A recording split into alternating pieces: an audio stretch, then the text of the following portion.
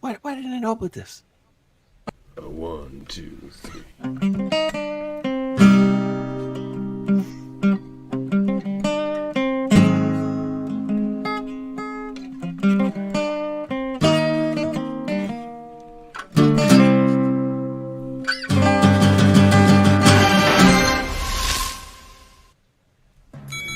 Wow! Is that a SATCOM 2000 digital beeper? No, it's X-Rated, the X-Men animated review show. Can it be? It is. It really, truly is. And we're glad you've all joined us for the world's premiere X-Men animated series podcast. Can we say that? Can we legally say that? I don't know. I don't even know if that's true. I like to think we're that. I think maybe. I think we're the coolest. I think we have the best designs. Oh, we're definitely the coolest. We get the best X-Goons. The handsomest, yes. I mean, that's obviously well, handsomest hosts, obviously. Well, funny you say that because I am your host, the Davsome Prince. It will be a nightmare if you don't have me. That Gambit voice is atrocious, by the way. You're like, that's not our normal Gambit voice. Whoever's doing Gambit in this episode is not the normal guy. Yeah, it definitely doesn't sound like it's fucking horrible. Chris Potter. Yeah, it's funny. And that's the voice of my co-host, the androgynous, the magnificent. And whoa. The name of Magneto in this episode was Magnus the Magnificent, so it's Androgynous the Magnificent. Androgynous means something completely different. I'm pretty sure if someone look at me, I think if someone were to look at me, and I'm sure people watch the show are familiar with what I look like, the word androgynous probably wouldn't be used. I'm pretty sure you can look exactly like the bearded lady in Pee-wee's Big Top. I'm not as patient as you, or as wise. She had hair. Yeah, okay. Well, she's the only bearded female that. Every time I think of do you remember the movie It's Pat from the early '90s? Oh yeah, starring Alan Franken, wasn't it? Al Franken. No, and he Pat. No. It's a female that plays Pat. She right. No, I'm thinking of Stuart Smalley. She did the character from SNL, where it's an androgynous character. You can't tell if it's a man or a woman, and the whole thing.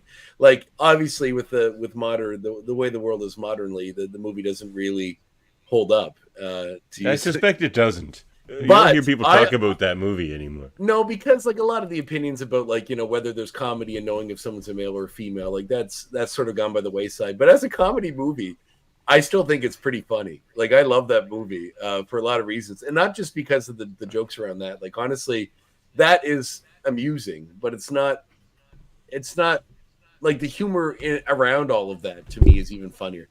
Like there's a scene where Pat's working for a suicide hotline.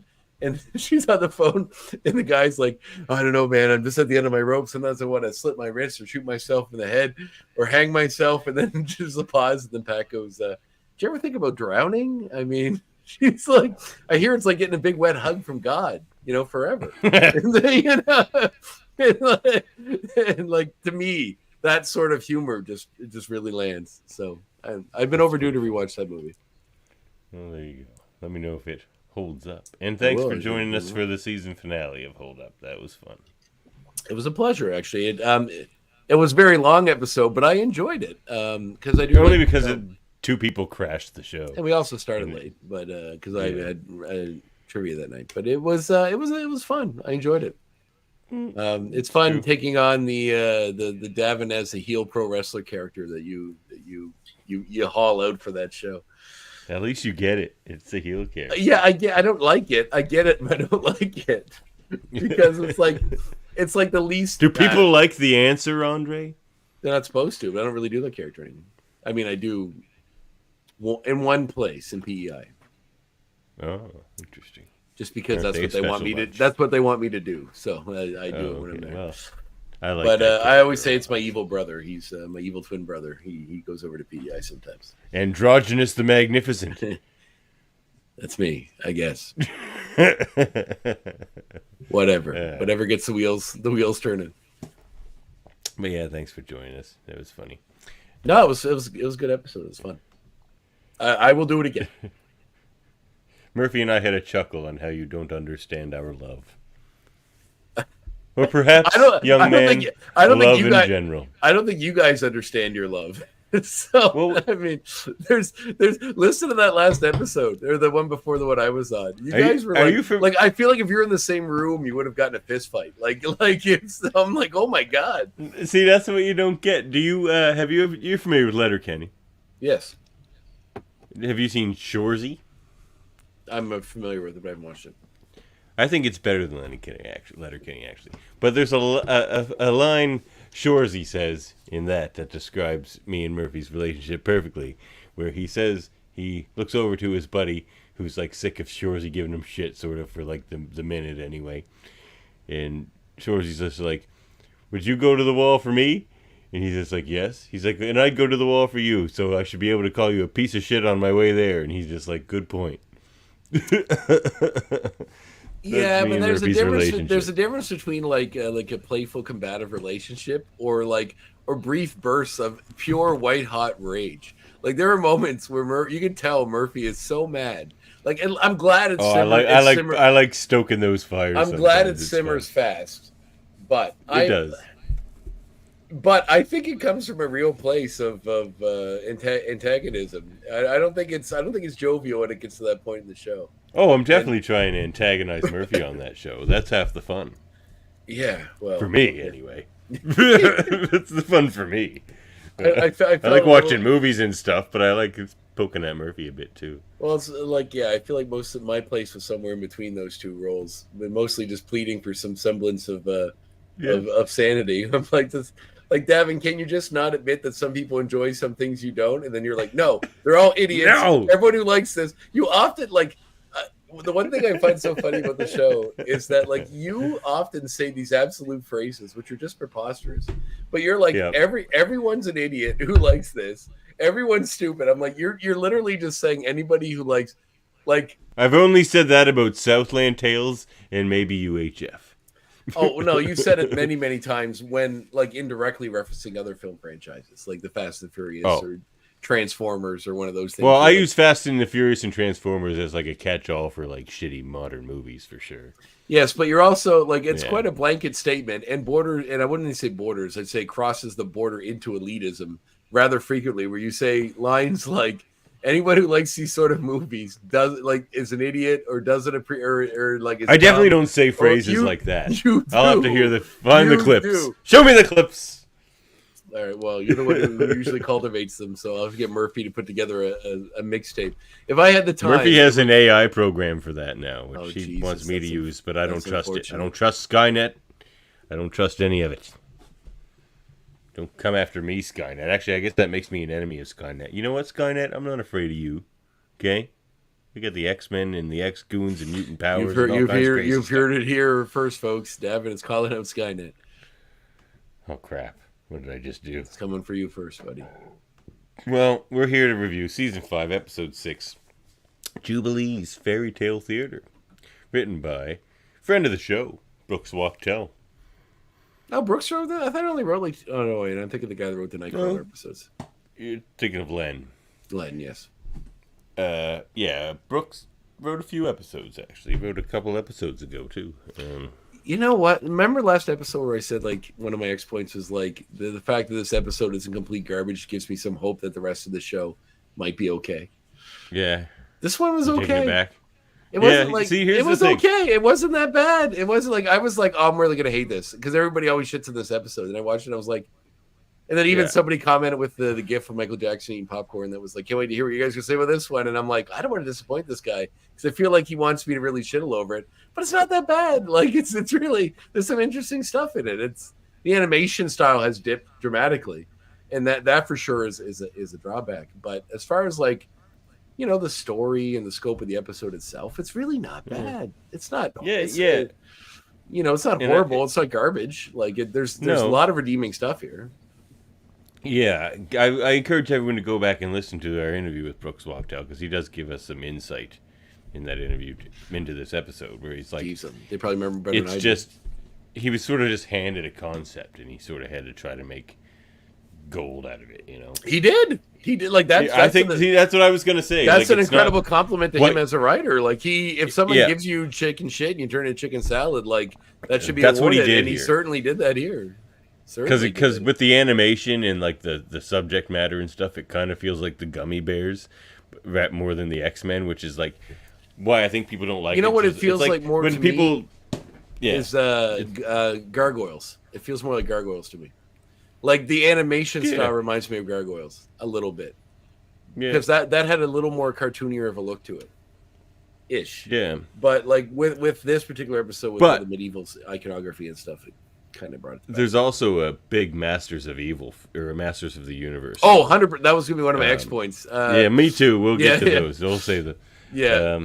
100% in this episode. You can tell Brooks Wachtel was probably, I mean, obviously we talked to him, so he strikes me as a nerd. So he definitely was into Dungeons and Dragons. He definitely was into Masters of the Universe. In fact, he might have written on that show. Do you remember that interview? I don't remember if he mentioned that or not. Well, I don't think he had much command over the art style. I think that no, but like, but the writing even kind of like, Well, yeah, the art definitely. Whoever was in charge of the art. Well, I guess it might be. Oh, Sabretooth was Beastman with a different head. Yeah, he was Beastman. You stole my X point. Oh, well, it was obvious to anybody that ever watched He-Man. Like, when I saw him show up, I was like, "Holy shit, that's Beastman!" I had the action figure. I had a bunch of them, man. A lot of those little Mattel comics that came with the toys. Yeah. Remember, each toy came with its own little comic book. Yeah, I had a ton of those. I freaking always lost those. They put out like a big hardcover collection of all of them a while ago that you could buy, which is kind of cool. I never picked it up, but I should have. Well, should we fire it up? I don't know. If you want to, I guess. We're here to review Jubilee's Fairytale Theater, after all. Previously on X-Men. But you have provided me with a vessel, Cortez. I don't understand, my lord.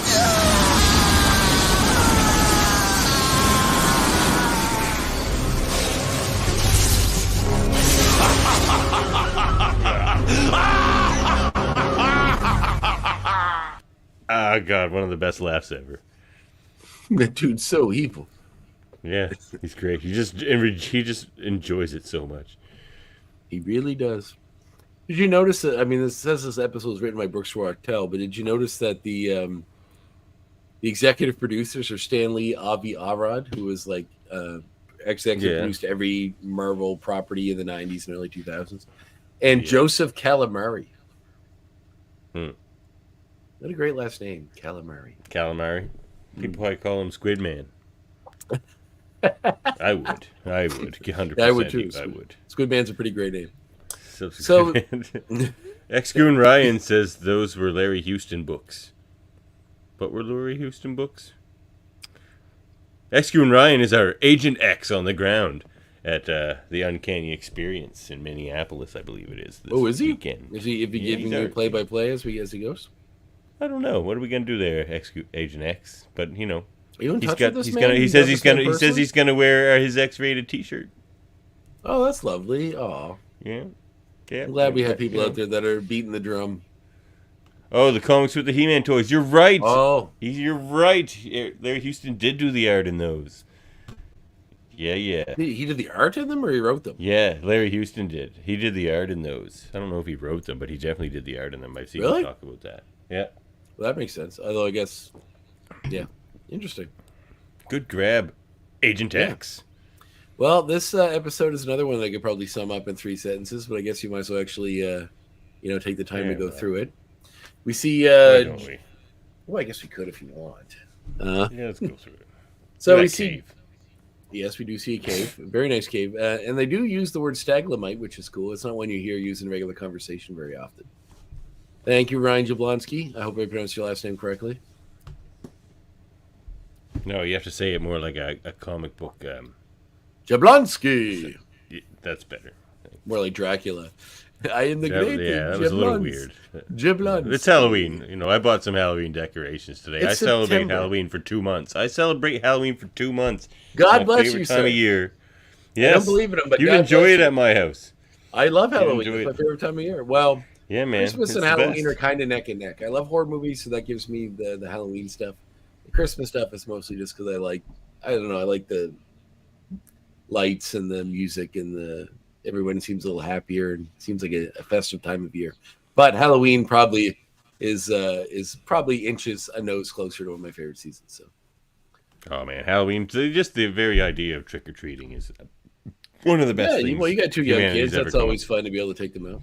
It was so fun last year, and it's going to be even more fun this year. It was great. Because you have a baby and you get to eat all the candy the baby gets? Oh, she was just so cute. She'd go up and she'd knock on the door, and as soon as they opened the door, she'd just stick out her hand. And because she's so friggin' adorable, they would just give her like a bunch of candy, and like more than one anyway, and she would just put it in her bag, and then she would just immediately turn back to them and be like, it works, right? That's and they would just, because she's so cute, they just keep giving her stuff. I have to pull her away. I'm like, stop, honey. Let's go to the next house. This is sounding dangerously like socialism, Devin. Well, the Star Trek future is sort of a mix between democracy and socialism, so we'll get there. Well, they call it democratic socialism, is what Bernie Sanders coined.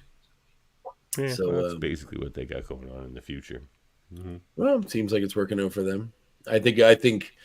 I mean, it requires post-scarcity economy. I was going to say maybe it'll rise from the impending civil war in the United States, but after that, we'll see what rises from the ashes. But if you want to find out more about post-scarcity economies in the future, listen to the Locutors of Trek, or just watch the episode where on Deep Space Nine where they go back in time to the Bell Rise.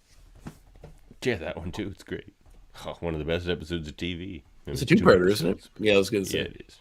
Yeah. Pretty great. I even love when they did the callback later where Quark is like looking through the records when they get stuck back in Area 52 and they see the picture of Cisco as Bell in the yeah, it's pretty funny. All humans look alike. Humans. Doesn't this guy look a lot like Captain Cisco? All humans look alike. That's good. That's a fun little nod. That was good. All right, so we see Jubilee is taking a group of school children on a tour of the caverns underneath the X mansion. And as they're going along, Jubilee is maligning in her memory that she was tasked to do this by Professor X, who at the last minute was called to go speak with the president. Did you know that Carlsbad Caverns is as big as 14 football fields? No. I'm gonna be a geologist. I love American measurements. It's always like football fields or refrigerators or like Mercedes. It's like there's metric system and there's like football fields. And like whenever, like I love this trope. Whenever there's a group of children, there's always that one precocious child that's way smarter than all the others, and even smarter than most of the adults. This to bring up all the facts that none of the adults remember. You always need one in every group. Where are you? Yeah, that was me. Really? Yeah. You don't strike me as that kid. Yeah, exactly. You strike me as a stoner kid in the back who is like reading like Karl Marx and explaining to all the other kids why like social, like democracy was wrong. No, I sort of hung out with that. You grew in. Okay, I was gonna say it seems like you grew into that kid. I became that guy later in life. Took some time. Yeah. Any intellectualism either goes one way where you realize that you gotta, become super straight laced and work within the system to do something, or the other way. Oh, I was never gonna be that. No, I was gonna say you go the other way. I tried. I quit 3 universities. The other way, when you're like, this system is fucked and I don't want to be a part of it, and you just become some kind of, an anarchist or a socialist or something in between.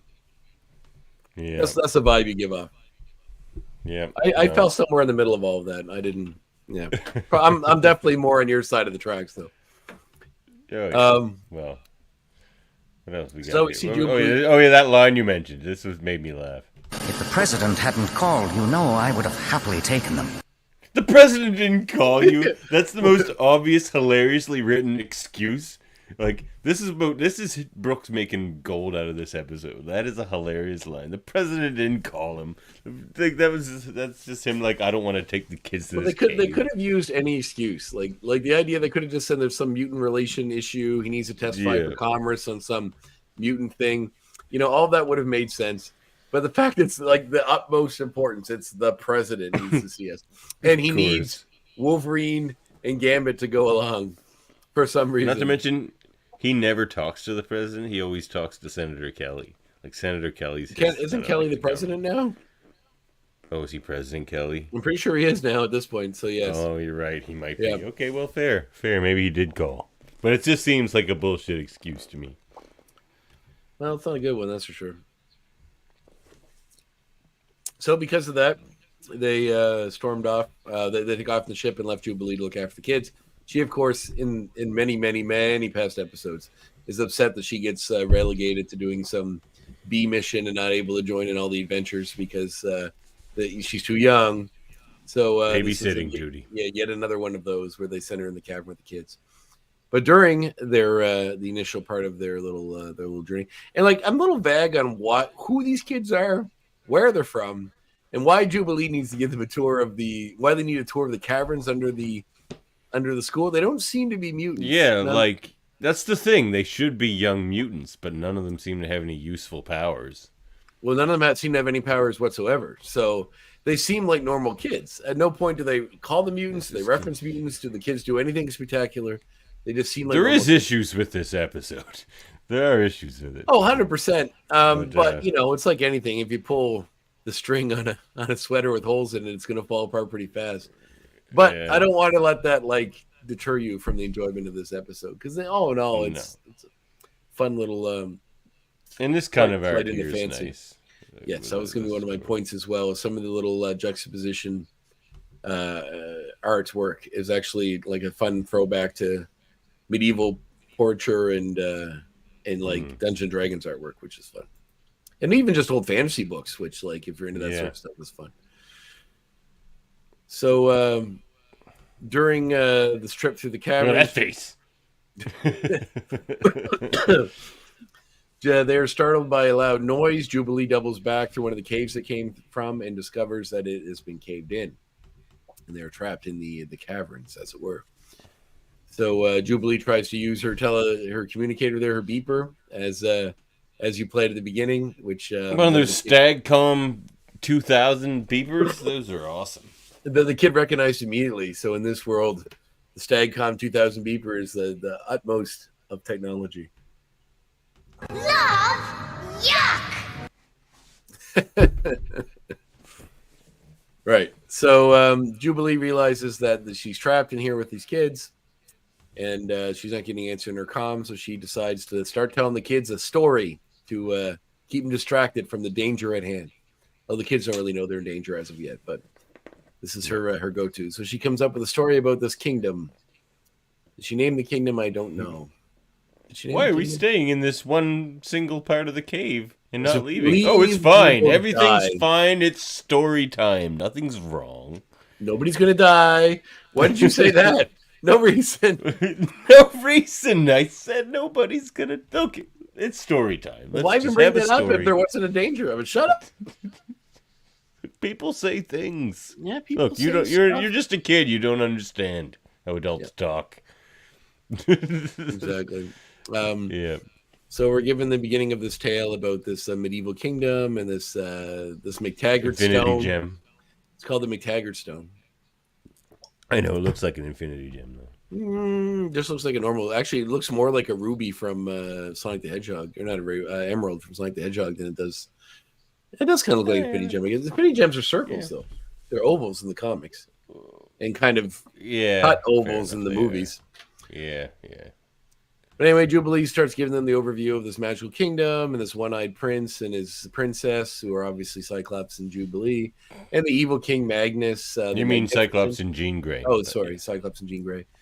And the bad guy who is Magnus the Magnificent. So we open on the story, which includes a thief, and I guess we'll use. I feel like Dungeons and Dragons terms are okay here. So we see a roving thief who.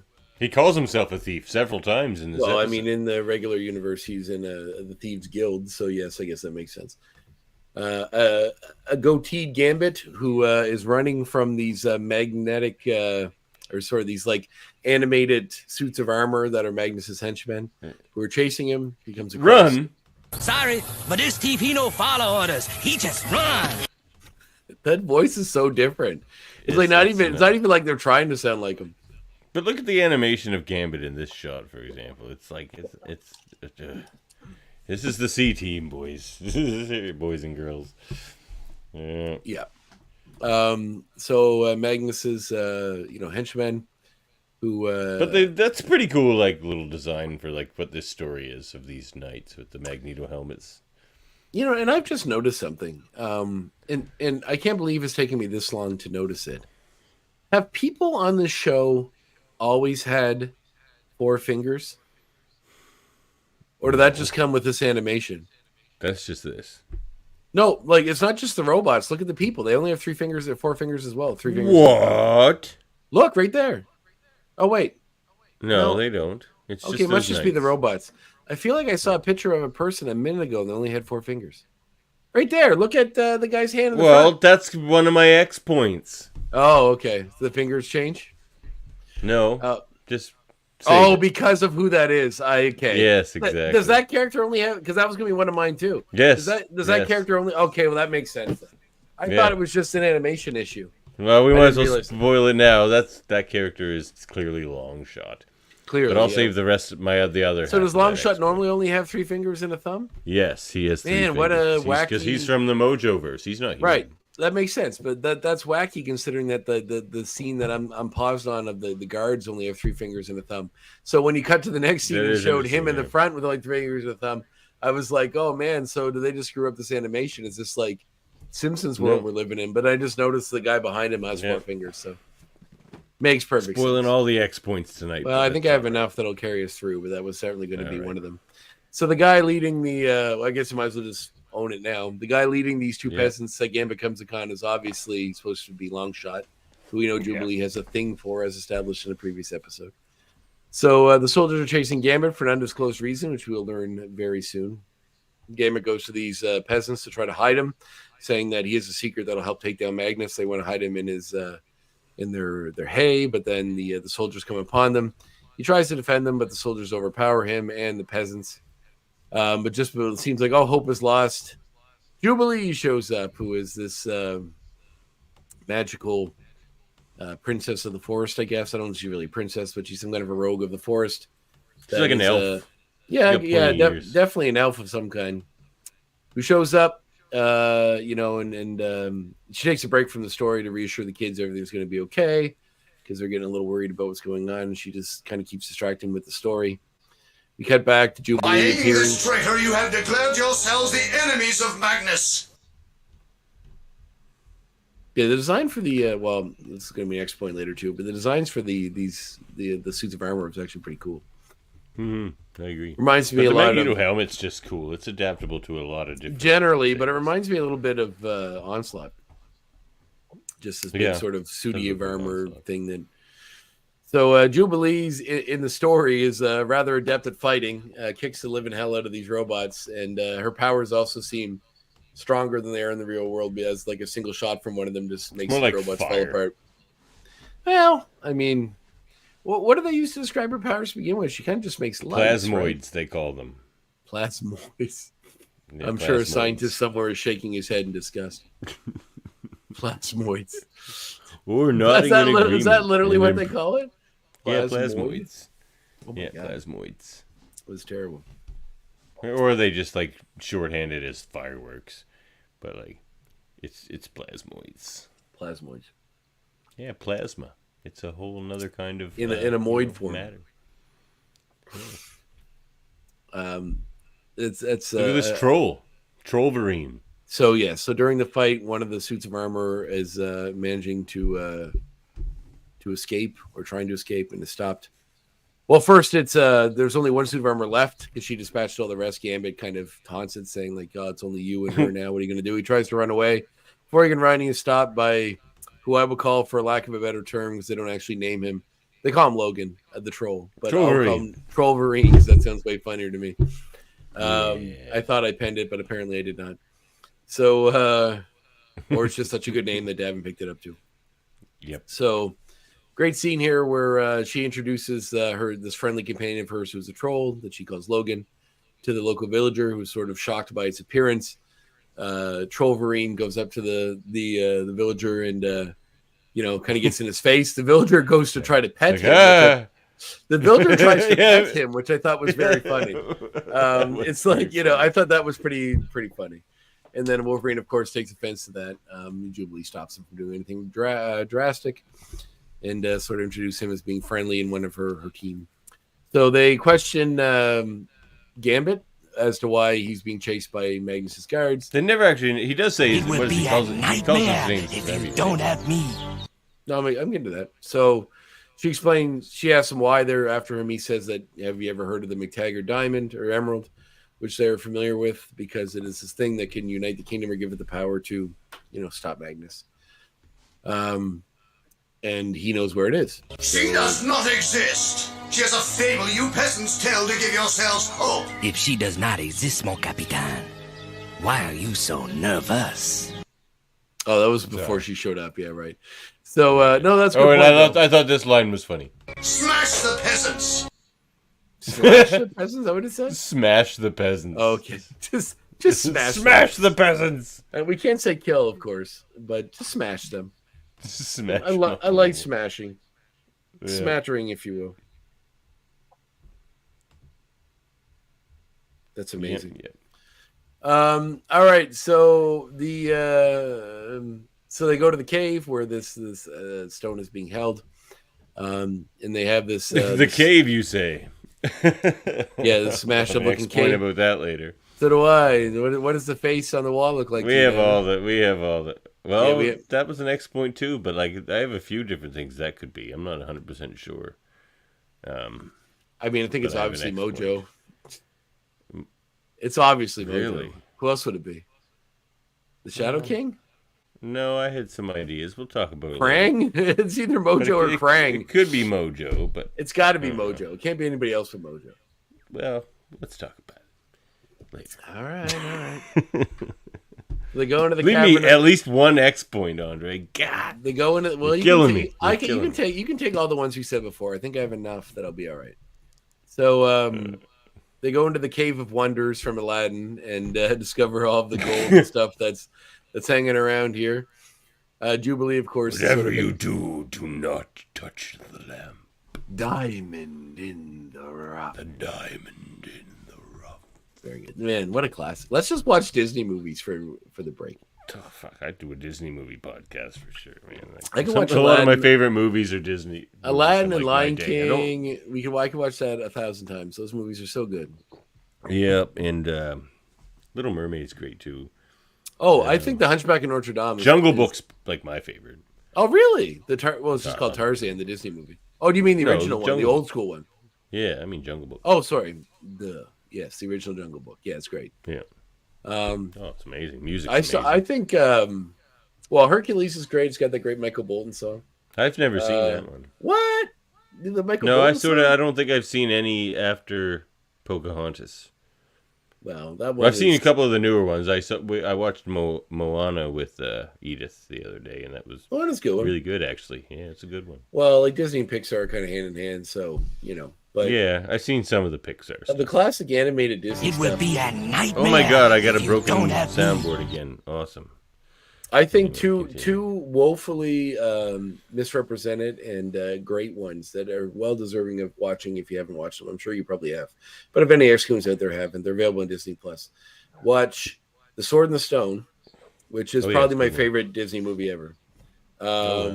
It's a literal adaptation of The Once and Future King, which is a book that Professor X references in the first X-Men movie.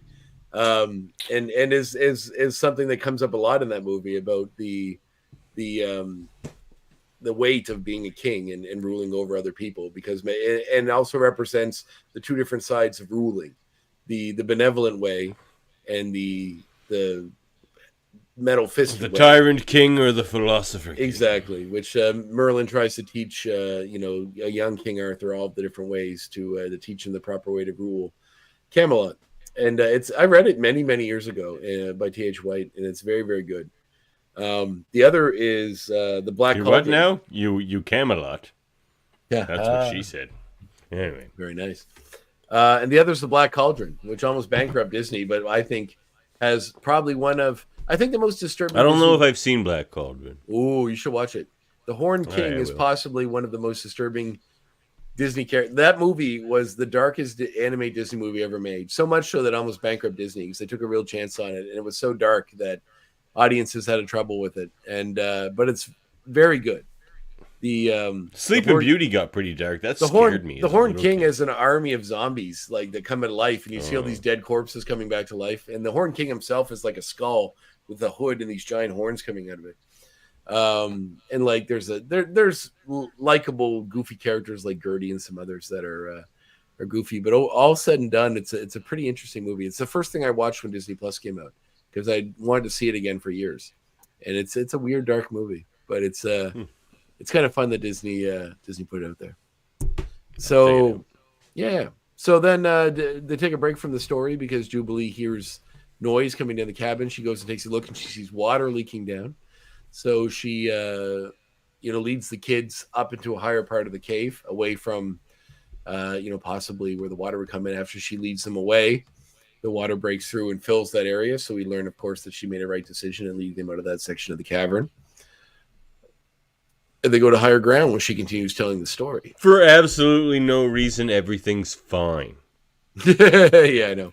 She used her powers first to make some rocks fall and cause the water does not rise quite as quickly, so that they can escape being drowned. I love these shows sort of skirt around the real danger, but I mean in the end, the character itself believes they could all die if she doesn't move them or do something to stop it. The show won't acknowledge that it's going to be that serious because it's a kid's show, but there's this weird tightrope walk between the two of them. That's why they don't have the kids ask about it. Well, they have her do such a good job of skirting them away from knowing they're in It's a good story. It is a good She's story. telling a good story. Pretty solid story. Mm. But I like that shot actually. That's a pretty cool shot. Yeah, that's one of those. I wonder. I'm curious if Joe Jusko did that art, or no, the Hildebrand. One of the Hildebrands did.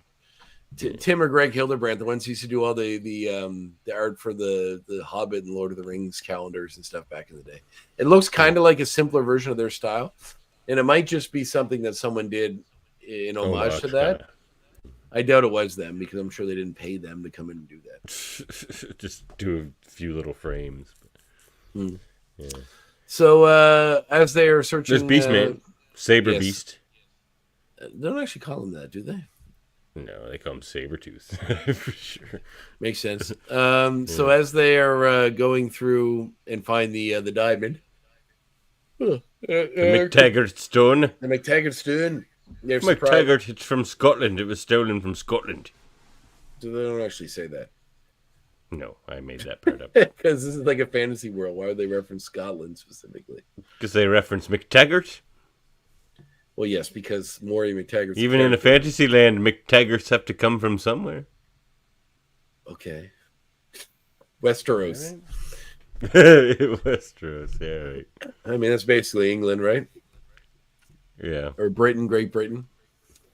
I was in Ireland and where they filmed parts of that show. We did a tour where they took us to parts where they filmed some stuff, and we didn't actually care enough about Game of Thrones to do it for that reason. It was just a cheaper way to go see all these different places at once, because they're all along a certain area of what to go to. And it was funny because there was the guy would show a scene. He had papers that showed the scene from the show. And he said, "You want a picture with me with the picture of the scene that you're holding while standing in the background?" I'm like, "No, I'm good." I don't care. There's another tour bus that was on the same route as us, and they must have had a higher a higher tier of whatever they paid to go on this tour, because they would we would get out and we would just look at the stuff, get some photos, hang out, whatever. And then this other bus would come up and they'd be at a little further over, and they'd all get out. And then the guy that was the tour bus would go to the back, open the back, and pull out all of this makeshift chainmail and armor, and then dress all the tourists in chainmail and armor. And they'd all go and stand somewhere. They all get a photo together. And I'm like, man, am I ever glad I didn't go for that one. Just me looking incredibly unimpressed and pissed off with a suit of armor on. This is heavy. So yeah, and it was hot. It was a hot time. It was October or September, and it was a hot time of the year. That's funny. So this character shows up, who we learn is Sabretooth, who is another minion of Magnus the Magnificent, who's accompanied by two of his, I don't know what to call them, Minions. Yeah, I guess they're like empty suits of armor, which I think is a really neat, like the imagination behind making the X-Men as we know them fit into a fantasy world is pretty cool. Like empty suits of armor that are controlled by magnetism, as Magneto's the bad guy, is pretty clever and kind of that can still talk. Yeah, it's neat. It would be kind of better if they had more of a hollow version of his voice, but I mean, whatever. All in all, it's a nice design. So they're there to get the McTaggart Stone as well. There's a bit of an altercation between Jubilee and Sabretooth and the Knights. Jubilee manages to dispatch Sabretooth with a single punch to the face, showing how strong she is in this story. But then the Knights they come to get into the fight as well, and a battle ensues. But then after all that's over, Gambit, Wolverine, and her get away. They escape, and then they're. But I'm happy to get rid of it. Are visited by a familiar face that appears to them in the sky. Maybe it's not so good for a thief to say this, but I'm happy to get rid of it. There's the full clip, yeah. That's pretty funny. Who is known as this Oracle appears before them, warning them that they need to, get the stone to a safe place. Xavier, the all-knowing, as he is mentioned here. Like the turban makes him like some kind of funny. Middle East mystic. It's like a genie. You know who he reminds me of, actually? And I guess I could save this for an next point. From Defenders of the Earth? No. No. The villain, the Ghost Rider villain. Mandrake the Mystic? Is that? No. That's from Defenders of the Earth. No, there's a Ghost Rider villain that wears a turban.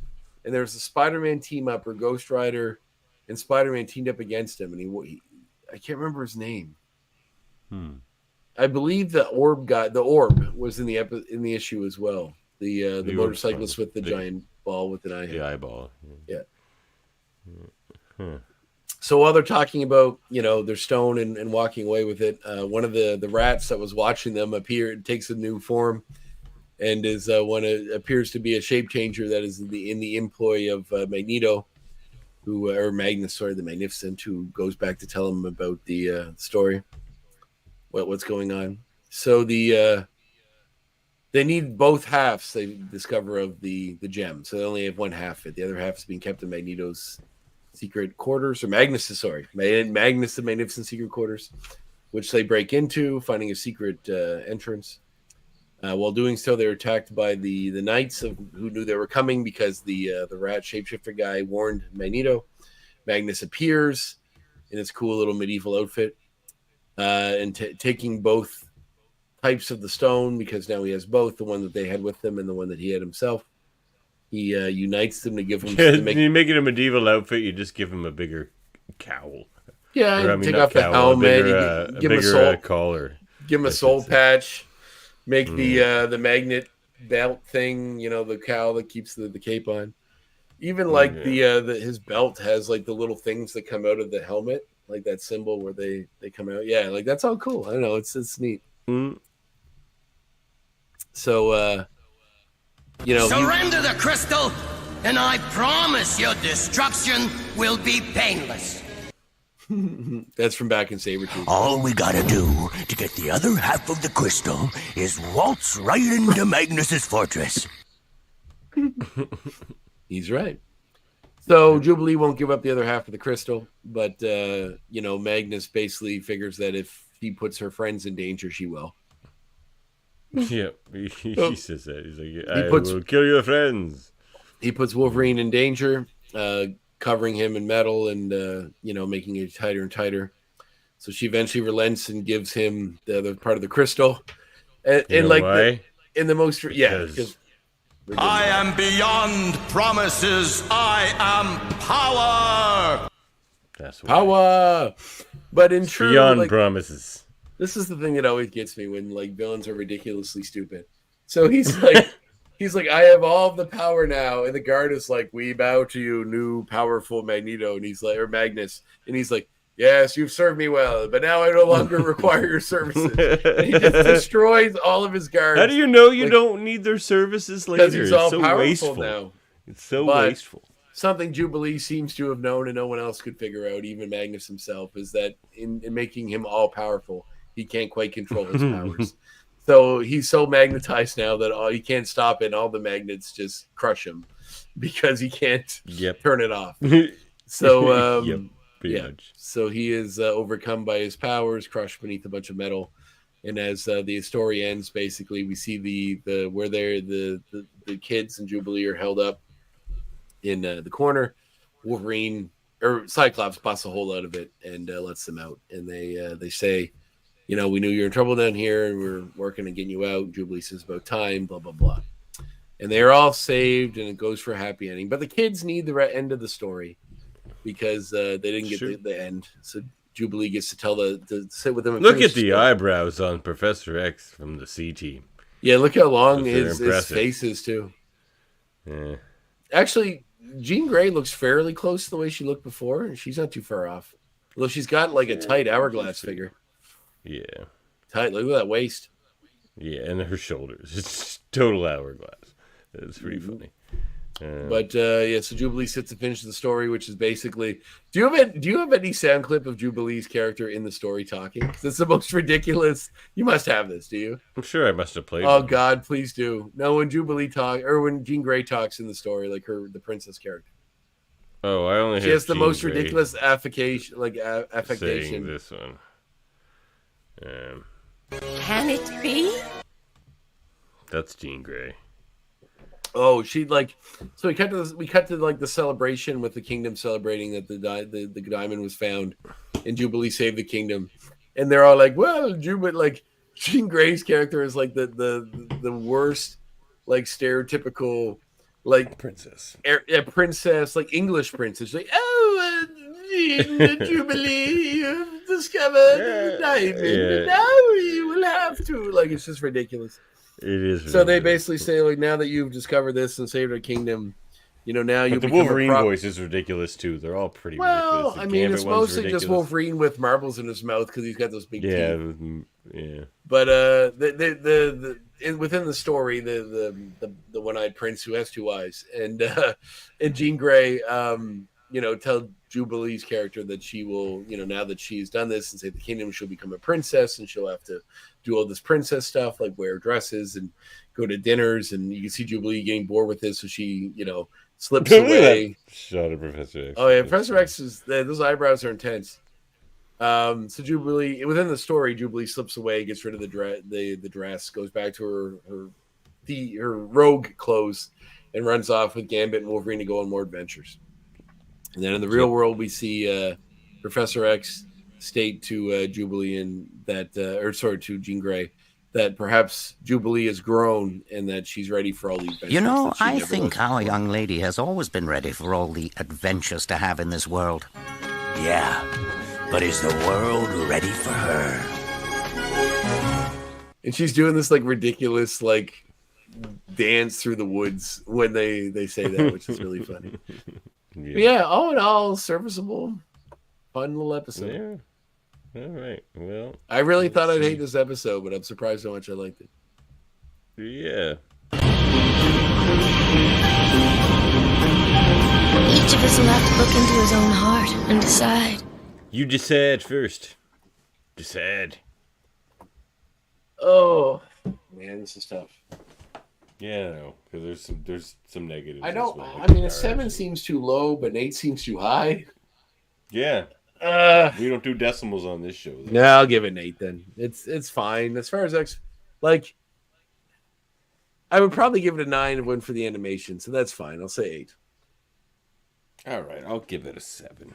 Because for the same reason, no, it's like I do think Brooks made chicken salad out of chicken shit. Sure did. It's the same reason I don't really like. Hope you listen to Brooks. Yeah, friend of the show. We like Brooks Walktow. I don't like Mirror Universe episodes of Star Trek because it's just a wasted episode. I just want one more episode of actual Star Trek, and it's like that. It's just like I could have had one more episode of. But it is an episode of Star Trek. Like the Mirror Universe is a part of Star Trek. No, it's not. No. Yes, it is. Yeah, I think it's great. I love my favorite parts of the first season of Discovery, were the Mirror Universe stuff. That was fun. Yeah, but that's like Discovery. It's hard to be the best episode of Discovery. I don't know. I got to see female Cleon nipples, so that was a plus. I always wonder what those look like. Now I'll never have to wonder again. Now you know. Thank you, Discovery.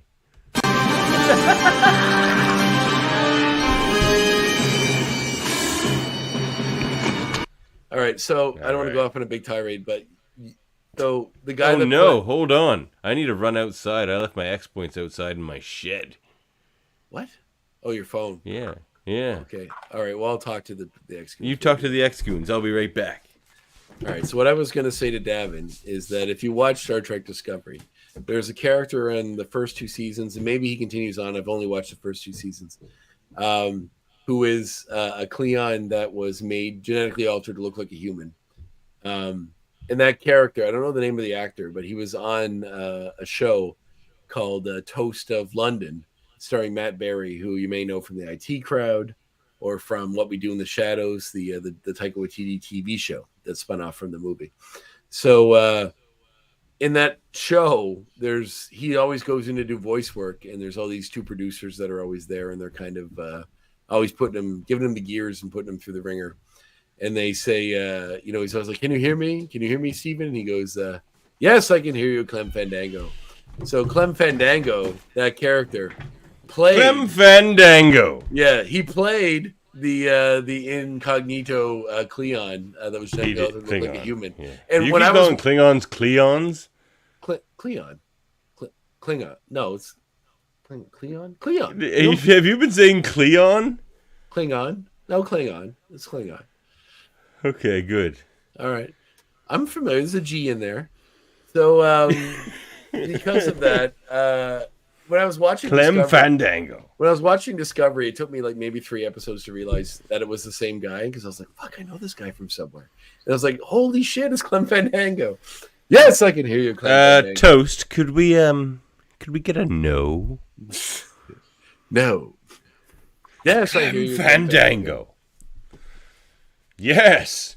Yes. I love that. Yeah. So that was what I was going to get to, but obviously I love Matt Berry. Matt Berry's hilarious. You watch What We Do in the Shadows? It's like one of the best shows in TV. It's one of the man. It's are you caught up on it? Jen and I are a little behind. I think so, but we're almost on the new season. We're like a few episodes behind. What season is that? 3 or 4? 5? Oh, maybe not then. But I will be. All right, X points. Fire away. You first. Well, we said a bunch of them in the actual chat. We did. All right, shit. Hold on one sec. I just had it. All right, I'll go first. All right. Well, it's been doing the new intro. Like, yep. Kind of like a little more electric and a little jammier. To me, it's not an upgrade. I feel like the original was just so iconic, there was no need to try to like revamp it. It's like when they added the tambourine to the Enterprise theme. It's just like there was no need for it. Tambourine to the Enterprise theme? Yeah, the Star Trek Enterprise. In like the second Faith from the Heart got a tambourine added to it? Yeah, it's like yeah, just because people complained about it. So they're like, we'll just make it rockier. Too poppy before? It's too bubblegum. All right. But, I don't know. But yeah. My first point is not an upgrade. The 2 peasants in the story that are saved by what am I drinking, Sam? It is Johnny Walker. So many years ago, Johnny Walker. Green? I didn't even know they made it in green. That's a Man from Earth. They reference. actually do. Go check out that movie. A Man from Earth reference? Nice. So Johnny Walker put out these versions of their blended scotch called The Game of Thrones inspired ones. There's like a Song of Fire and a Song of Ice. And I drank the fire one many years ago. The ice one I kind of babied for years. So I was watching a movie before I came on to do the show called Whiskey Galore, which is like from the 1948. It's a black and white movie about a group of people in Scotland who, during the war, are also a Bond lady. No, that's Pussy Galore. I'm pretty sure it's whiskey galore, but continue your It's story. pussy galore. I bet you $1 billion. So famously, it's pussy galore. So anyway, the story is about a small island off the coast of Scotland who is dry from whiskey because of the war, and then a boat capsizes outside of it that's full of cases of whiskey, and they have to like go around the local military guy who's a bit of a stickler and doesn't want people to steal it, even though it's going to be sunk into the sea anyway, to get it so they can all drink again. It's a cute little movie. So I was watching it, and it's all about people drinking whiskey the whole time. I normally don't drink during the week, but I was like, because of it, I'm gonna have some whiskey. So it's carried on. Anywho, That's why you won't have a drink with your co-host on a Tuesday night.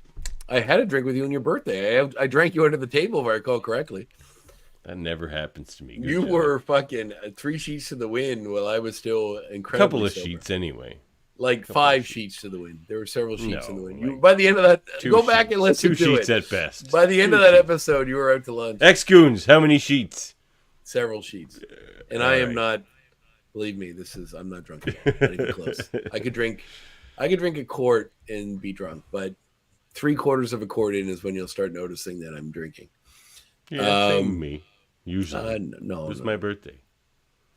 Yeah, I will say, as I age, it's like, it's diminished. It just gets stronger. It's like weightlifting. It just gets stronger for me. The more I drink, the years pile on, the longer it takes. Like 10 André years the ago, Giant. I could have drank 2 quarts and freaking been fine. You liar. You're a filthy liar. Well, yeah, So, 2 quarts is insane. That'll kill you. But you get my point. You'd probably die. But I have a friend who always talks about how much he drinks. He drinks too much. And anytime we get together, like to go out and drink, he's from Alberta. He can never. Albertans can't drink. He can never So, keep yeah. up. Never No, keep come up. on now. And he always talks a big game, but he can never keep up. The air's too thin. Good point. Until you drink at sea level, like you don't know how to drink. That's right. All right. So in Jubilee's story, the 2 peasants at the beginning. So there's 3 peasants at the beginning that Gambit goes to run out and hide with.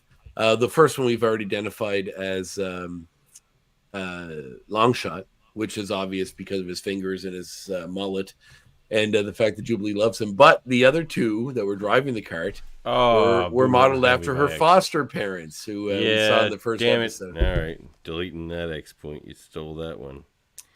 I gave you like 6 at the start of this episode.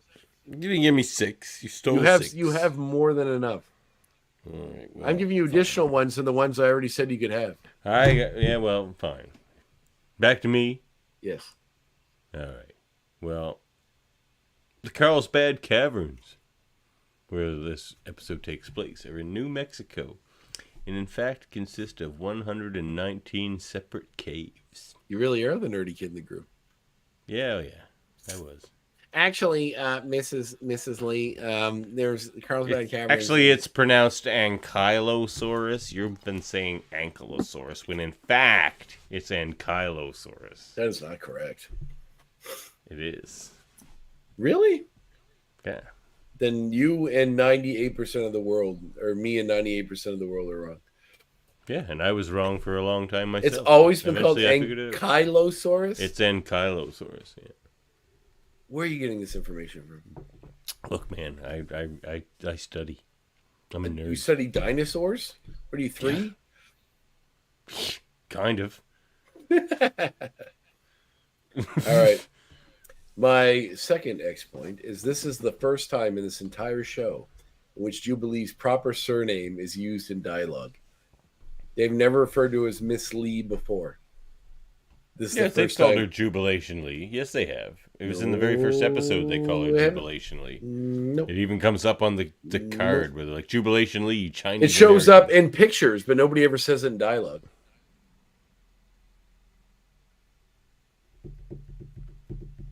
I still Go think back, they watch have- every single episode, and come back and tell me.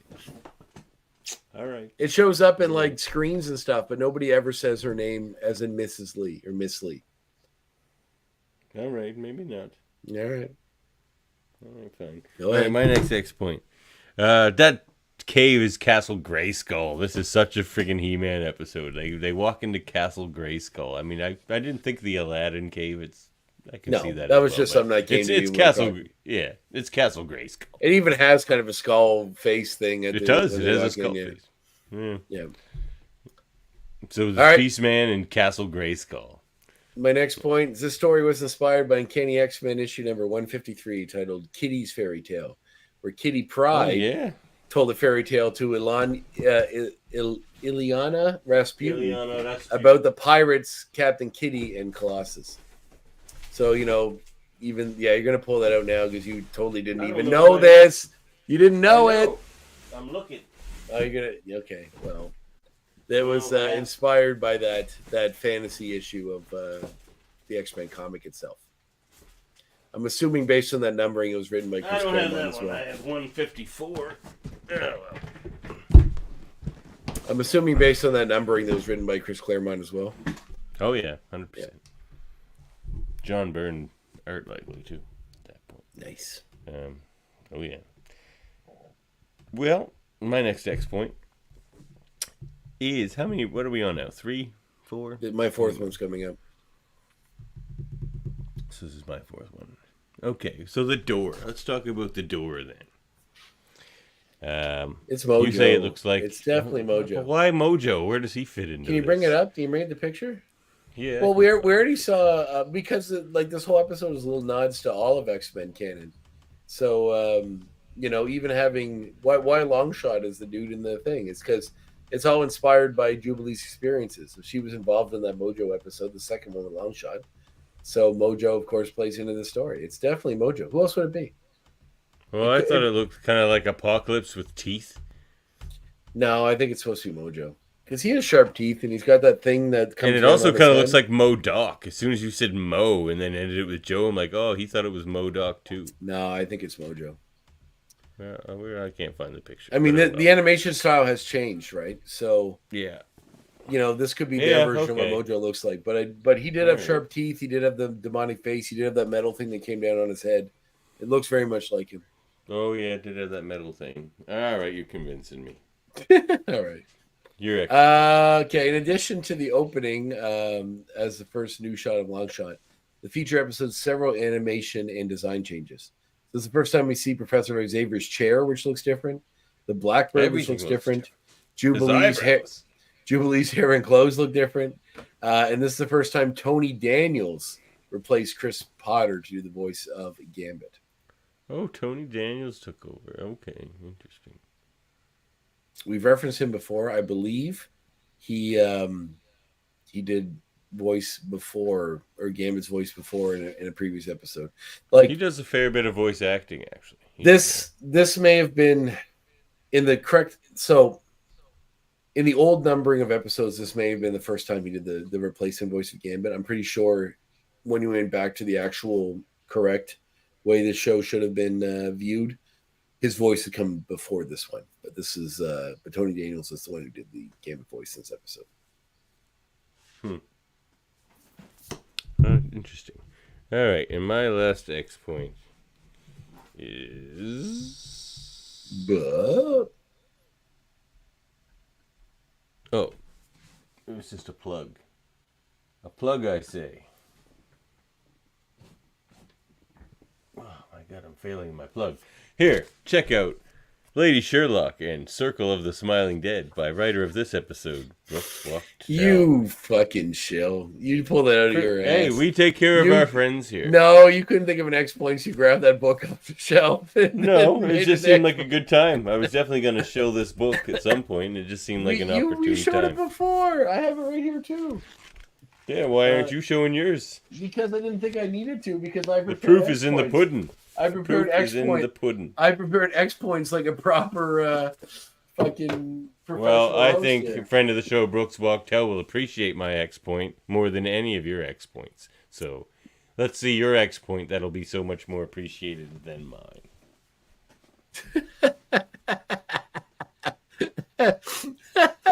This is what I meant about the Hold Up podcast, Davan. There's something deeply petty behind the scenes here, and I'm here for it because it's a very human thing. I will do anything that makes me laugh. All right, final point is that Tony Daniels, who did the replacement voice for Gambit, is most known recently for doing a lot of voices in the Red Dead Redemption 2 video game.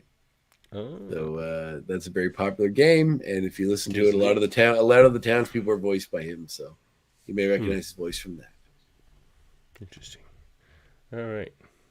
Very good. That's the X points. Hey, check this out. Hey, check this out. This is our comic reminiscences and... Oh, if only you had Uncanny X-Men number 153. Well, I don't, or it would be my recommendation. And because I don't, I'm probably going to repeat a prior recommendation. I feel like I've said this one before, but it makes sense. It's Reign of Terror. Wolverine. I don't think you have. It looks new. Okay. Wolverine Reign of Terror by Peter David, art by Andy Kubert. Good team there. And this is like similar to this episode. It's the X-Men back in, medieval times, but it's mostly Wolverine. Wolverine's character is interesting though. So like he seems to be himself, but like the main princess is Rain Sinclair, Wolfsbane. So that's the one thing I think DC did slightly better than Marvel. It was Marvel had the What If comics, right? But generally what they would do which were great. But generally what they would do is take a popular storyline or part like miniseries or part of a popular comic and just shift it and say like what Change if the ending. Yeah, what if this went that way instead of this way? Which is cool, and I really enjoyed it. Like, what if Spider-Man hadn't got rid of But it's not like the Elseworlds concept. No, but yes, but DC did these Elseworlds books where you had like Batman by Gaslight, where it was like Batman fights Jack the Ripper, drawn by Mike Mignola. Like all that stuff is super cool, and like that seems like Marvel did a bit of that stuff with like what do they call it, like Marvel 1692 or whatever. 1602, which was only a short, an 8-part series written by Neil Gaiman. Actually, one of my X points, which I forgot to mention, but I guess I ran out of them, was that Sabretooth's Beastman nod, looks very much like the character of Wild Child from Age of Apocalypse. He's got the chain around his neck too, and the furry body and the blonde hair. Yeah, a little. Yeah, reminded me a lot of that. Yeah. Anyway, so Reign of Terror, but also plug a little Star Trek comics. Check out this series that just ended recently, Star Trek Deep Space Nine. Is that Jadzia? Of War. Yeah, that's Jadzia. Why is she back? Because this takes place in I would say like a praying early person? Season or late season 6 of DS9. And during the Dominion War. It's a good story. It's nice to drop back into those times. Is that like a bug Trek. person that's like on that cover? Yeah. Is that like a bug person? No, that's Cisco with a Borg device on his face. Oh, it's like a flash. It just looked. I thought it was like it's a lens flare. Star Trek loves lens flare. So J.J. Abrams is back. Yeah, it's just J.J. Abrams nod there. All right, but that's my recommendations, and also speaking of Star Trek, we'll cover it on the Treckle Trunk as we did the Dog of War. The Treckle Trunk? The Day of Blood. Yeah, it's our Treckle Trunk where we do Star Trek comics over there on Live Long Podcast. The Day of Blood. We're going to be covering the Day of Blood and the build up to it. It'll be fun. When did the Star Wars podcast start on this network? There's a lot of not favorable views of Star Wars in this network. Well, I'm one of the positive. Mostly just me and Jaemeel. I'm one of the positive ones, so you and Jaemeel can go fuck yourselves. Oh, you hear that, Jaemeel? Jaemeel, I freaking love Patreon contributor Jaemeel. What a way to treat the ex-goon. Another reason why Jaemeel will not answer my messages and come on my podcast. I love Jaemeel. He was ghosted you. He was another voice of reason on the Hold Up podcast we did recently. Love? Yuck! Anytime we say Cousin love, Dave was the voice of reason. No, Jaemeel was too. He agreed with me as well. No, Cousin Dave agreed with me. He was the voice of reason. Anyway, Cousin Dave and Jaemeel both agree with me. You were the one Dave outlier. Said sausage fingers are stupid. Yes, and but so he didn't let butt that plug fights. He didn't let that. Yeah, you guys are related, but he didn't let that ruin the movie. Yeah. All right. So Doesn't want to watch it again. Oh, well, that's ridiculous. They can watch the movie 100 times. It's so good. All right. So after all the positive, fun stuff that Davan mentioned, I'm going to bring you a super sad and depressing comic. Classic André. But one worthy of your attention. So Nick, I'm not going to pronounce his last name, Durazno? How do you pronounce that? Dr. Nasno? Dr. Nasno? I would say Dernizo. Dernizo. That makes sense. So Nick Dernizo did this book called Sabrina. Now, the art is terrible. It's very rudimentary and reminiscent of like memes. But have you ever read something that is so well, or watched a movie that is so well written that you can forgive how bad the art is or how bad the filming is? Like, It's called Primer. or Clerks, for instance. So the writing is so good that you can ignore Primer. Yeah, sure. Or Clerks, to make one that more people probably have seen. The idea that like if something is so well written, you can forgive that the face of it is perhaps not as we get a baby delivery. Yes. Here's a baby. Our weekly baby delivery. Hey baby, her eyes are open now. Look at her. Oh no, that's trouble. Oh no, the eyes being open's trouble. Yeah, she could start screaming any second. My brain almost exploded. Now she can see Today's Uncle been a André, rough though. day. That's why we're starting the show late. Like, it was a baby screamy day, and both of our heads were ready to explode. How do you, But how you're do you very sweet. How do you manage that? Like, do you just sit there in the screaming and just for hours Yeah. and listen to the baby scream? Yeah, How do you that's not, why we had like, very few How sound do you not kill clips for this yourself or just episode. walk into the woods? I would probably just walk Well, into the ju- ocean and let it take me. You just say the things and then not do them. Like, you're just like... I shouldn't put words in people's mouths, but, sometimes you just say things that you would never do. No, I To appreciate make yourself feel better. I appreciate stark honesty from parents. Like, I really detest when people try to, like, present parenting as like this. It's a joy and a blessing every single day. Well, it is. I'm like, it is every single day. But there are also days on those same days that make your brain want to explode. Like, and there's nothing you could do about it. Like, I wanted to get sound clips, and she was just screaming in my ear. No, you don't- So you even don't with need them. headphones We're all on, I good. couldn't hear them. you didn't need So them. I'm It's all like, good. It's all good. she's man. just Don't right worry here about it. screaming away. I'm like, I can hear nothing. I can't hear Troll Wolverine at all. Trollverine. But, so yeah, then I went upstairs and I made her a bottle. Oh, that's good. That's heartwarming. To me, and this is probably why I don't have children. To me, children are a lottery ticket. So are That's cats. Yeah, fair enough. But cats are easier to deal with. Even terrible cats usually They just, don't like, live as long. sit in a corner and don't bother you. Like I have one cat that's not as affectionate as the others, but I still enjoy her company.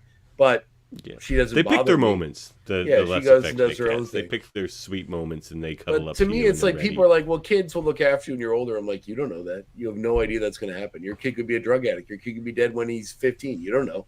Like, who You knows? shut your mouth. I'm not saying your kid. I'm using a general kid.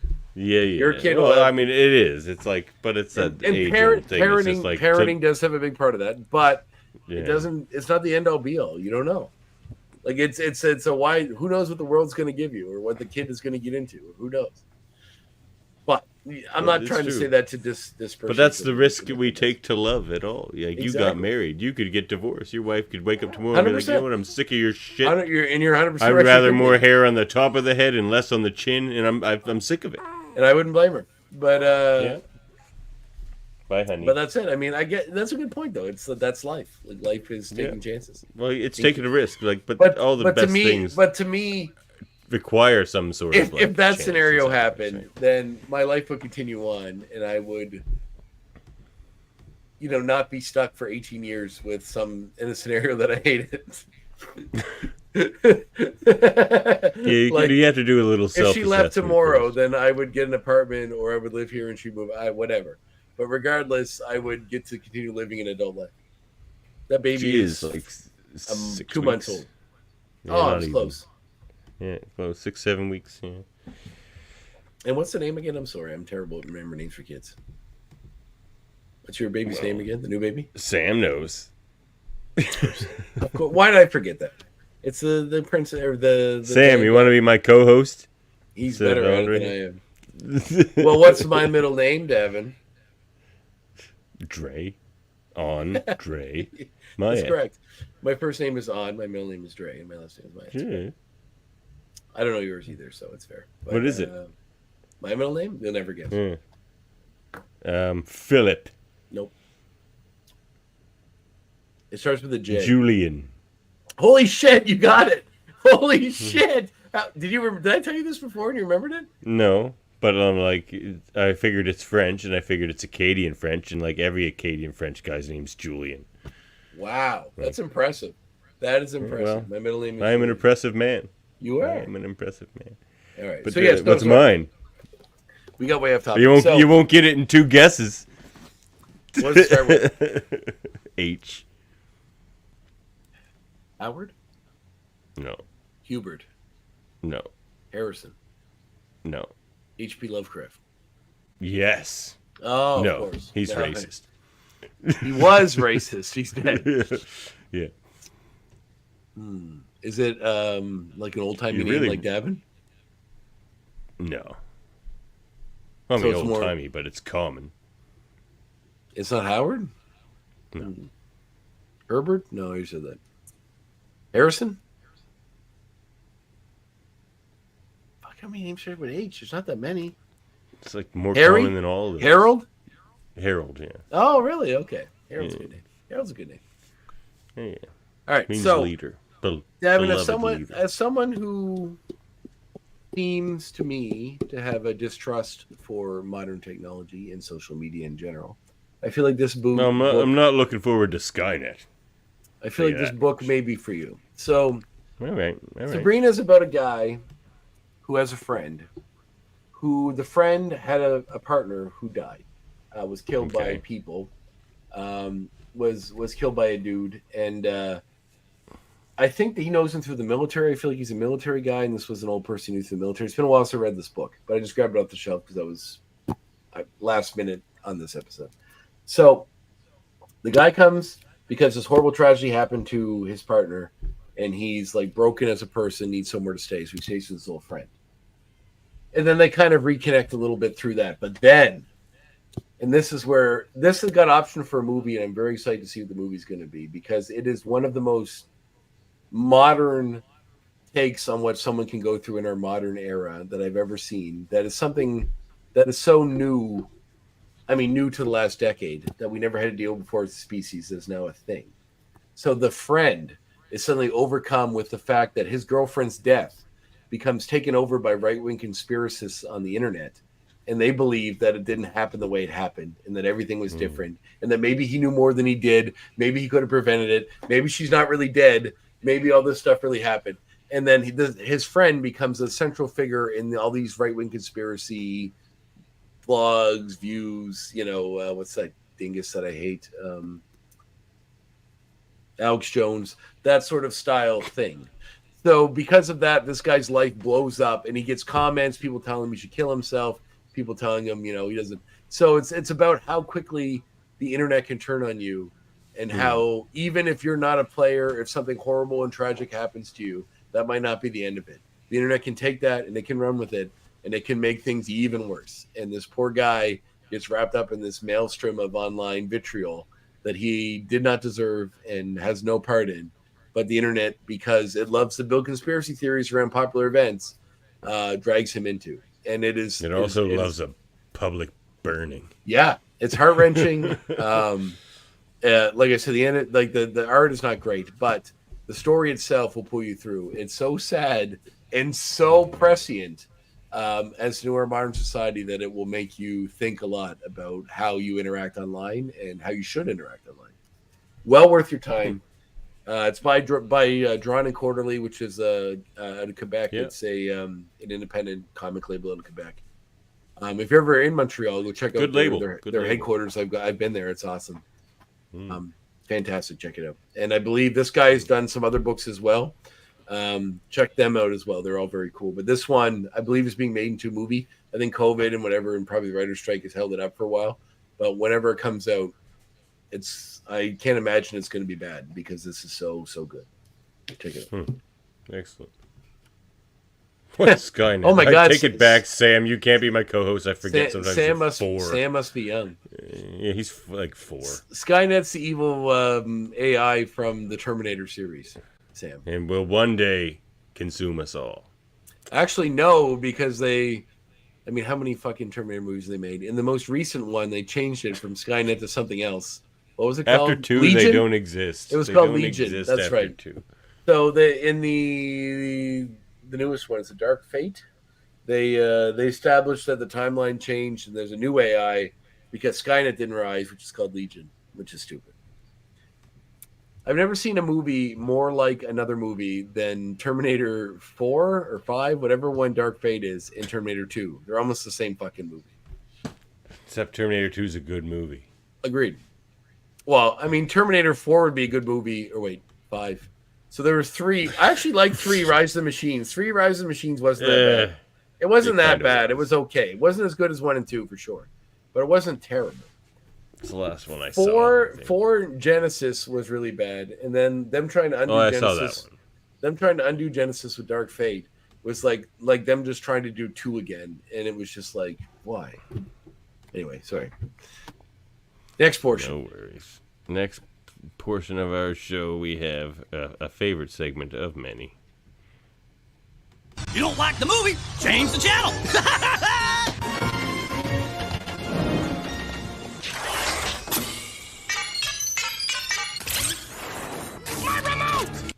There's Mojo. That's why he was on the door. He's here. All right. Davan, I grabbed a movie that is not from pre-2000 because I didn't have time. So this movie I watched on the weekend. There's a director you should be watching every movie he makes. His name is Scott Cooper. You may know him from a movie called Hostels with Christian Bale. That was a Western that came out several years ago, which is very, very good. He made a movie called Out of the Furnace, which is also very good. He did the Johnny Depp movie about Whitey Bulger called Black Mass, which is also pretty great. But he did a horror movie in 2021, I believe, that was produced by Guillermo del Toro called Antlers, which you haven't seen it.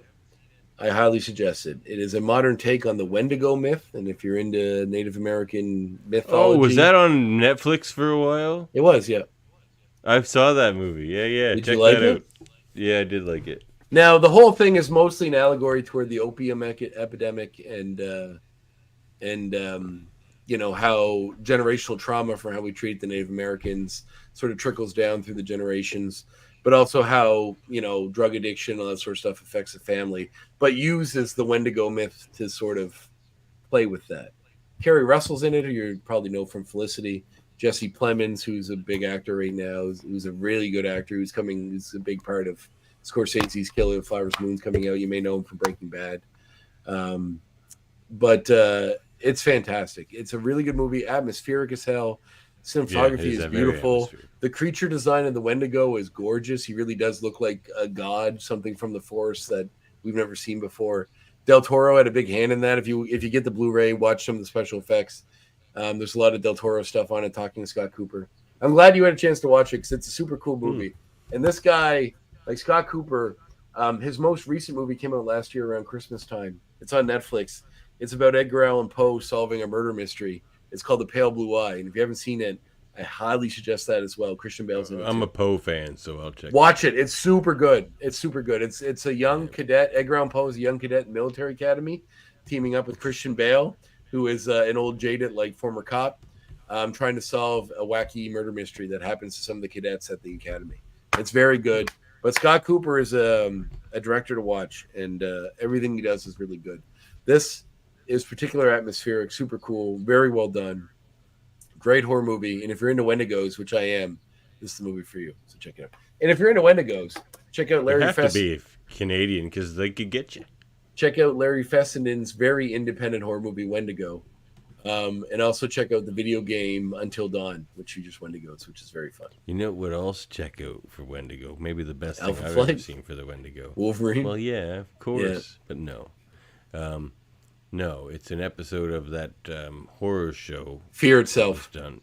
Yeah. That was Jones. that was directed by Larry Fessenden, who did the Wendigo movie. Doug Jones was the creepiest Wendigo ever, man. He sure was. So, okay, I'm not going to go on a huge tirade, but there was a horror series called Masters of Horror, done by Mick Garris, who I know you're not a fan of. We don't need to talk about that.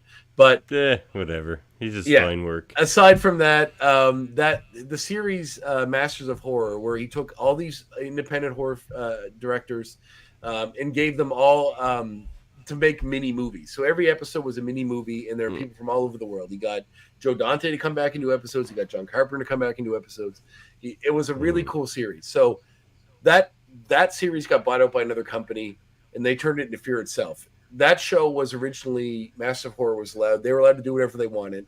I think they weren't allowed to show male nudity, and they weren't allowed to show kids getting killed. And that was the only two things they could do on the show. Lots of female nudity, though. Female nudity until the cows come home. When another studio bought it, they tried to make it more TV friendly, and they really knew. And they brought in a bunch of scab writers from Canada, because it was during the writers' strike that happened back then, and really changed it. So he left the show. It became something entirely different. The only good thing to come out of that was, I think, that episode, which I really liked, which was about a Wendigo with Doug Jones in it. But that was directed by Larry Fessenden, who is an independent horror guy who was in that game Until Dawn, who wrote the story for that game as well, which is about kids stuck on a mountain dealing with Wendigos. So if you're into the Wendigo myth, it's cool. It's a fun, different thing. Like, there's a lot of monster myths that get reused over and over in movies. This is one that does get reused, but it's new enough for not one that's mined enough that there's still some valleys to tread. So Fessenden has made a couple movies featured around Wendigos and that episode of Fear Itself. All worth watching. Check them out. Mm-hmm. Fessenden's a cool director. He did a really great vampire movie that was sort of about alcoholism called Habit, which is well worth your time as well. Interesting. Anyway, that's enough movie stuff. Davan. Perhaps you better take over from here.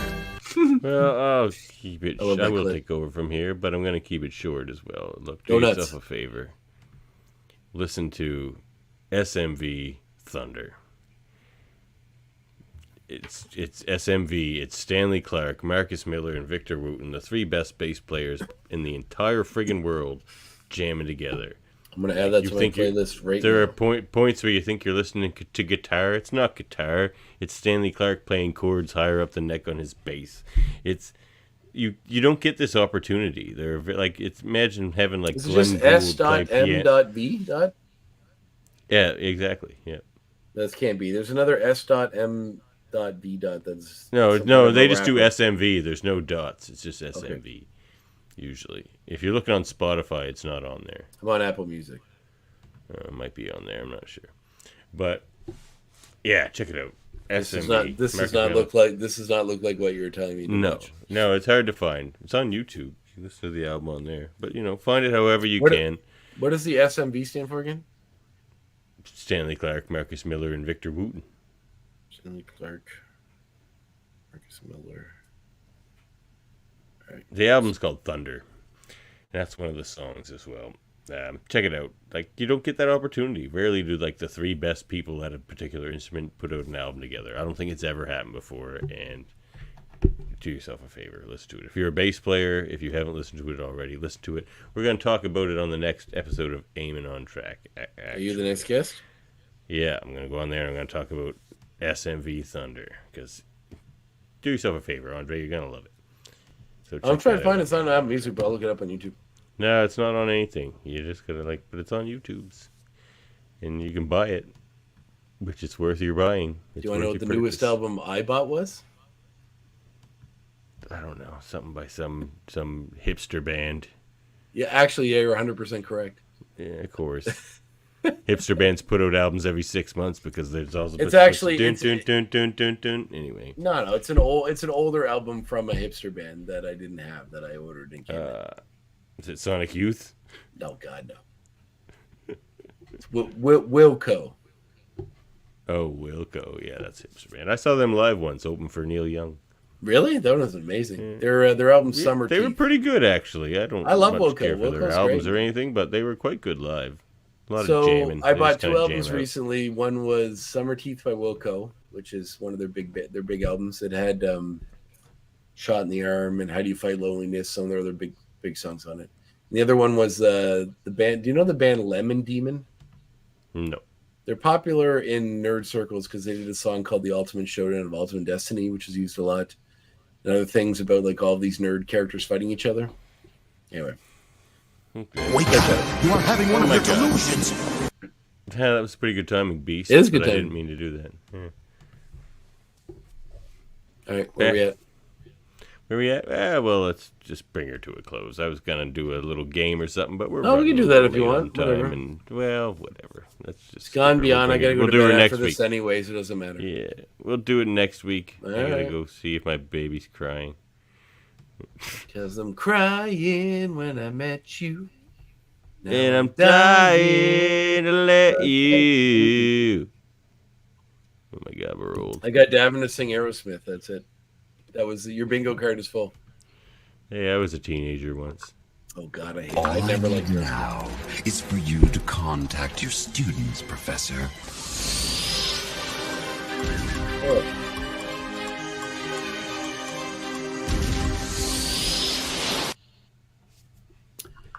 All right, Professor André, who has a cold and is drinking Dayquil, Vapo Cool. It's nighttime. Why are you drinking Dayquil? It doesn't make you energized. It just makes you sleepy. I'm sleepy enough. It's fine. The alcohol Right. is helping with that. If you say so. Your next episode is to watch the X-Men animated series season 5 episode. Oh God, what 7. episode are we on? 7 Old Soldiers, in which we get a blast from the past, and Wolverine teams up with Captain America, voiced by friend of the show, Lawrence Payne. Right. And we'll be having a guest join us. Oh, we have a guest. Is this Adam. AG? Yep. Is DC coming back, or is that not? I don't know. DC's buried under a mountain of drawings he has to do. I've been deeply considering the Marvel Unlimited subscription so I could read DC stuff. So I'm gonna have Yeah, to. me too. But like, check out this one. It's also just for The Iron space. Man annual. It's also just for space. Like the idea that I could read all the current comics and not really have to have mountains of boxes in my basement anymore is really appealing as I get older. But yeah, artist extraordinary Adam Gorham will be joining us for that. Oh, I'm happy, man. Talking about old. Adam was fun last time. Really glad he's come back. Yeah, great guy. Good guy. And We he's got great a friends here. Huge book coming out right now. The Ms. Marvel, the First Mutant, not First Mutant. What is it? Yeah. What's her name? What's the name? Comic? Miss Marvel, the New Mutant. The New Mutant. Check it out, everybody. We'll be talking about that with him next week. All right. So, you can support our show at patreon.com/Xmen Review Show. Contact us at xmenreviewshow@gmail.com and follow us on YouTube, Facebook, and Twitch. Or, I should say. Are we on Instagram? And you too? can find our... What? Are we on Instagram?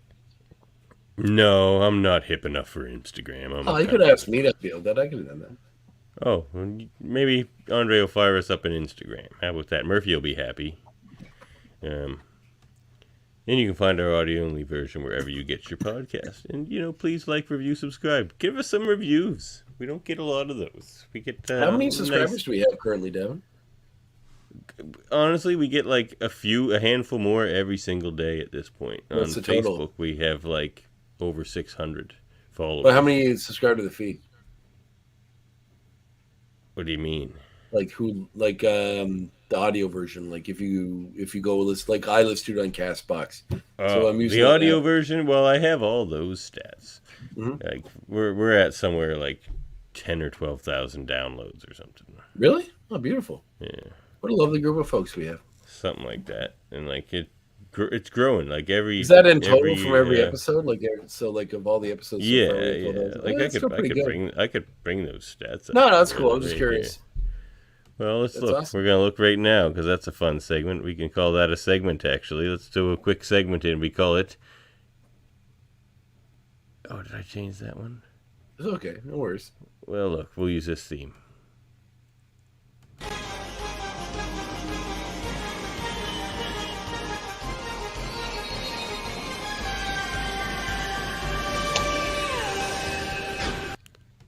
We call this one Statistics.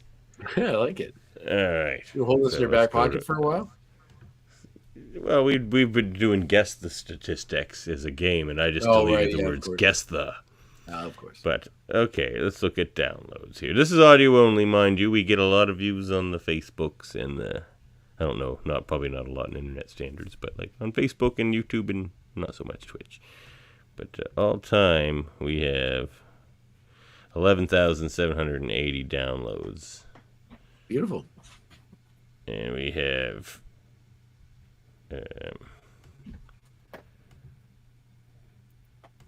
locations is interesting. So our most popular cities has been switching around. Reykjavik is number one. Reykjavik is number one now. Of course, we are big on big on the island. Yeah. But no, we now have 9,729 audio-only downloads from North America, 41 from South America. That's where we're the least popular, South America. We have 114 downloads in Africa, 557 in Oceania, 137 in Asia. We're not quite popular there yet either. And 1,201 in Europe. You didn't mention Australia. Yeah, Oceania, I said. Australia Oceania's is a part of Oceania. Yes, Oceania is New Zealand, Australia, and Papua New Guinea. And other assorted islands, like the Solomons, What example. kind of New Guinea? I know that because I'm a nerd. What? So what kind of New Guinea? Papua. I just wanted to hear you say that again. It was nice.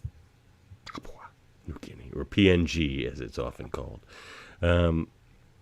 So we are most popular in a city that experiences a weather phenomenon quite often of its own. Chicago, Illinois. We are quite popular. Yeah. Scruff. McGruff. It used to be Calgary. Now Calgary's down to number 2. We're popular in Chicago and Calgary, Los Angeles, California, Sydney, New South Wales, Australia, Leicester, England, or Leicester. I think it's Leicester. And Houston, Texas, we're pretty big. Pennsylvania, Philadelphia, New York, That's where our audio-only downloads are coming from right now. Well, in honor of Chicago, Illinois, I feel as though we should do a song that's reminiscent of a very deep part of our history. Tell me, don't you wanna go? I say, come on, baby, don't you wanna go back to that land of California, to my sweet home, Chicago. There you go. That's what I was going to do. I was going to do the lyrics to the commercial series of Scruff McGruff. We're very different people, André. Very much so. But I remember those commercials like, write a letter to Scruff McGruff, Chicago, Illinois, 60652. The fact that I remember those numbers means that jingle-based advertising does work. Yeah, well, it definitely does. Music's awesome. Right, and take a bite out of the crowd. We are a proud member of the United Federation of Podcasts, which you can check out at ufpodcast.com. And a quick rundown. We'll do the quick rundown. By the way, you should check us out. Get some of this sweet merch. You can get all this merch on Patreon. Join us on the Patreon. I got a shirt coming. I'm excited. Well, I'm still working on it, man. It's impossible.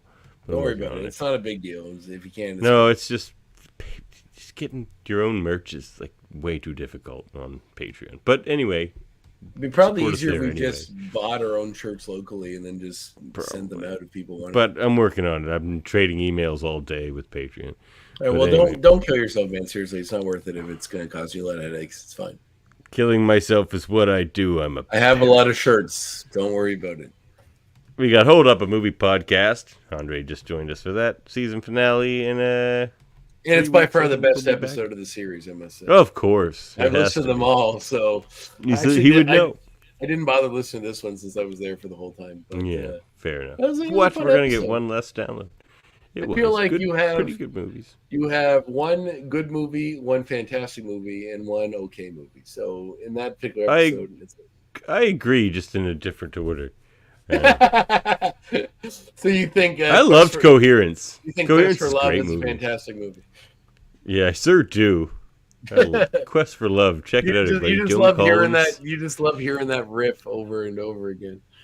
That musical riff. Beautiful piece of music. 1,000. It Beautiful actually piece of music. is. If you didn't hear it every 5 minutes, you would have loved it a lot more. It's like a 4-second clip of music that they play through most of the Oh my movie. God, they go back to it all the time, and it's very reminiscent, as I mentioned, of the Luke Skywalker theme from Star Wars.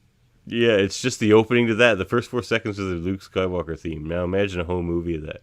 Yeah, just over and over and over until the end of time. Also, check out Super Mater Brothers, the review and reality shows over there. And, of course, we do the Mary Mater Society over there. Mary Mater Marvel Society. We'll be reviewing, what's next? Marvels? Aquaman Marvels? 2. No, Loki Season 2 is next. That comes out before the Marvels? Yeah, I think so. I think Loki Season 2 comes out in a week. I'm curious. I'm always curious to see how they're advertising around not advertising Jonathan Majors. Like, they're showing clips from Season 2, but I think they've kind of walked back on that. Now they're okay with... I think, didn't the charges get dropped? Because he was acquitted, right? Oh, yeah, charges got dropped. So I think they've embraced him yet again. Well, listen, he's a fantastic... I don't know what's going on with that, and none of us can really know unless there's a trial. No. But regardless, he's a fantastic actor. And if the charges were acquitted, whatever. I'm excited. He wouldn't be the first raging narcissist in Hollywood. But you don't say. What's going on over there on the... oh, hold on. Where's my video? I know. Here we go.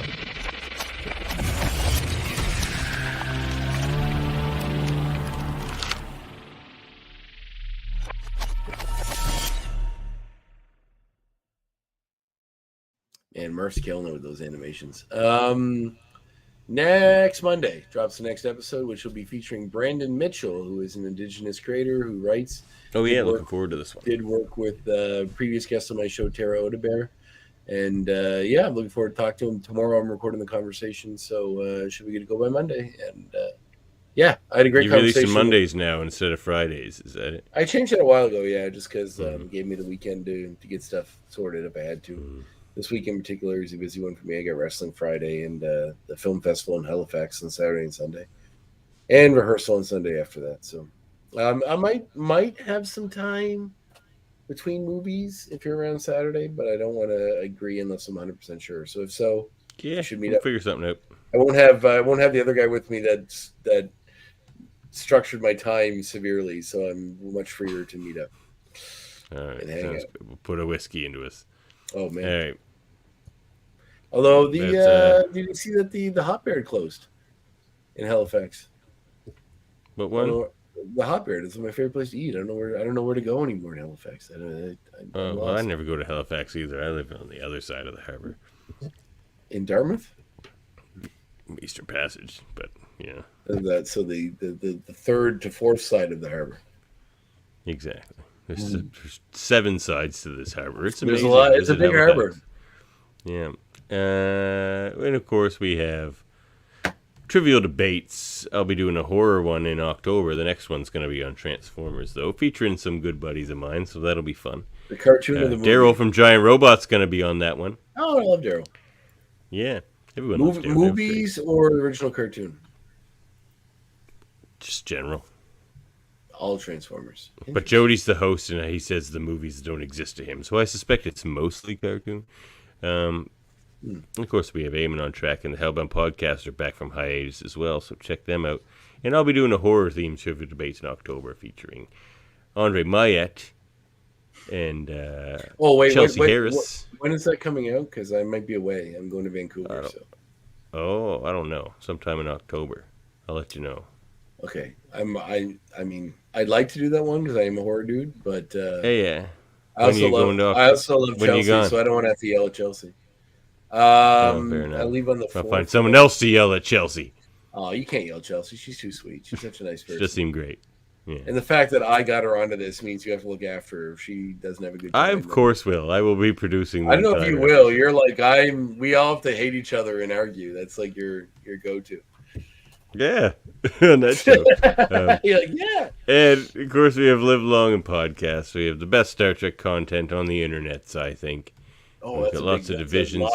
That's a lofty. Hey, man, no one's doing the I know. stuff we're doing. I'm not disagreeing. I 100% believe Yeah, it. yeah. That's so lofty. We just recently did a great interview with Derek Tyler Attico. Oh, I should listen. He's writing the autobiography of Benjamin Sisko. Well, I channel my inner André when I do interviews. You know that. Because when you're not there with me, I'm the head guy on the interviews. How does it happen? How does it work? Right? How do you survive? I just ask the things you'd ask. I'm like, so where'd you grow up? Like, I just do Andre stuff.